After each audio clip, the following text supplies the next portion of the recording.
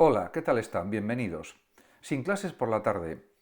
Quédate hasta el final del vídeo porque de esa manera escucharás todos mis argumentos, todas mis ideas en relación con lo que yo pienso acerca de esta cuestión. En primer lugar hay que ponerse en situación. Ya ha salido una noticia en el periódico de Cataluña, hoy mismo, un titular, diríamos, en el que decía que pues se quiere pensar en estudiar la posibilidad de poner clases por la tarde en los institutos de enseñanza media, en Cataluña me refiero. Y esto supone pues, iniciar un proceso de estudio del impacto social y pedagógico de la jornada intensiva en el alumnado. Cuando hablamos de jornada intensiva nos referimos, por supuesto, a la jornada, por ejemplo, de mañana, pues desde las 8 y pico de la mañana hasta las 2 y pico de la tarde, por ejemplo, que es lo que tienen muchos institutos en toda España y también en Cataluña, por supuesto, para de esa manera concentrar las 6 clases durante la mañana y luego tener la tarde libre para estudiar, para descansar, etcétera. Y para tener vida privada también, que también es algo necesario cada día.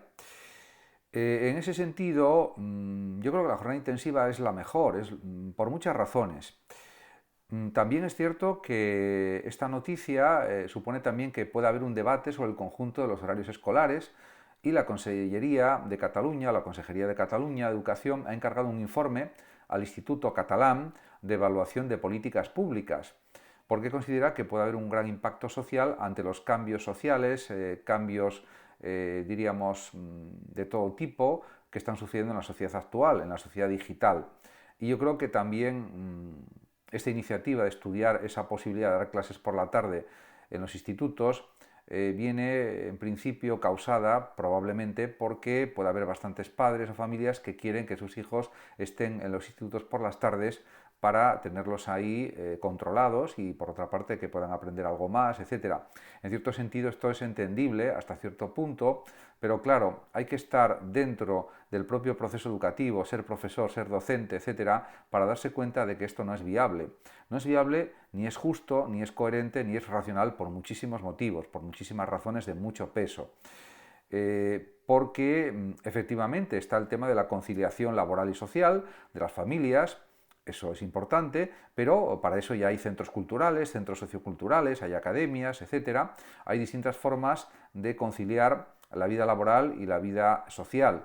En ese sentido, los institutos no tienen que ser como una especie de centros culturales abiertos permanentemente, mañana y tarde, etcétera. Es verdad que hay algunos centros que tienen horarios de tarde, efectivamente, pero de forma general no se puede establecer como una norma obligatoria que todos los institutos tengan que dar clases por las tardes de forma obligatoria, ni en Cataluña ni en ninguna parte de España. Es verdad que hay horario diurno, hay horario también nocturno en algunos centros, en algunos casos, diríamos hay horario vespertino, podríamos decir también, y eso está contemplado en la ley, etcétera, pero son cosas puntuales en algunos centros nada más, en la mayoría pues no existe eso, etcétera. En definitiva, a mi juicio, no se trata de, diríamos, de dar más clases, se trata de que los alumnos se esfuercen y estudien. Entonces, con 6 horas de clase cada mañana, pues es más que suficiente para que los alumnos aprendan los contenidos que tienen que aprender, pregunten lo que tienen que preguntar a los profesores, etcétera, etcétera. Por supuesto, para combatir el fracaso escolar, que ese es uno de los motivos de hacer este estudio, pues se pueden articular diversas medidas, distintos procedimientos, como por ejemplo los desdobles, dividir las clases y que unos alumnos vayan con un profesor, otros que vayan con otro, los refuerzos educativos, también a través de desdobles, de grupos flexibles, etcétera, etcétera.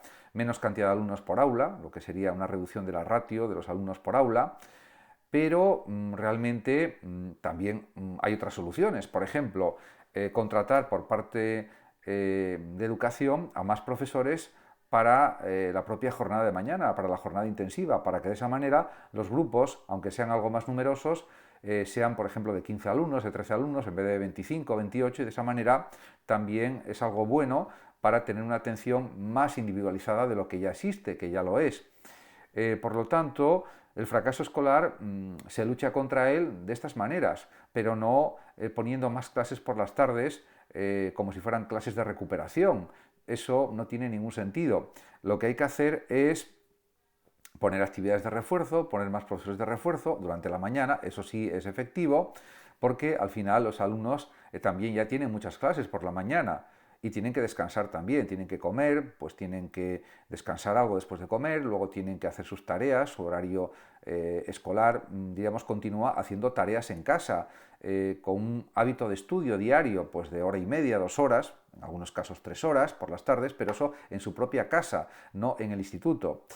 Por lo tanto, las 5 horas y media que ya tienen de clase por la mañana, en 6 clases de 55 minutos cada una, es más que suficiente, más que suficiente. Lo que sucede es que luego hay que reforzarlo por las tardes con un estudio personal de cada alumno en su casa, en su domicilio, en una biblioteca o donde quiera, pero de una manera particular y personal. Y por supuesto puede preguntar dudas en las clases por la mañana, etc. En definitiva, de eso se trata. Lo que no da resultado es que una parte del alumnado pase toda la tarde sin hacer ninguna tarea, sin estudiar nada, y luego cuando llegue el día antes de cada examen ponerse a estudiar pues de una manera intensiva, porque eso sirve de poco y eso lleva pues, a tener suspensos, etcétera, etcétera. En definitiva, se trata de que los alumnos y alumnas tengan pues un hábito de estudio cada día, de lunes a jueves o de lunes a viernes. Y con eso es más que suficiente. Y en algunos casos tendrán que estudiar más, igual 3 horas diarias, de lunes a jueves o de lunes a viernes, y en otros casos será suficiente con 2 horas, 2 horas y media, 1 hora y media, por ejemplo, etcétera. Y de eso se trata. Por otra parte, también hay que decir que el alumnado, pues efectivamente, tiene que ser controlado por las familias para que realmente se sepa que están estudiando por las tardes y que no haya engaños de ningún tipo. Eso es otra tarea de los padres, de las familias, que no corresponde a los docentes, como es lógico.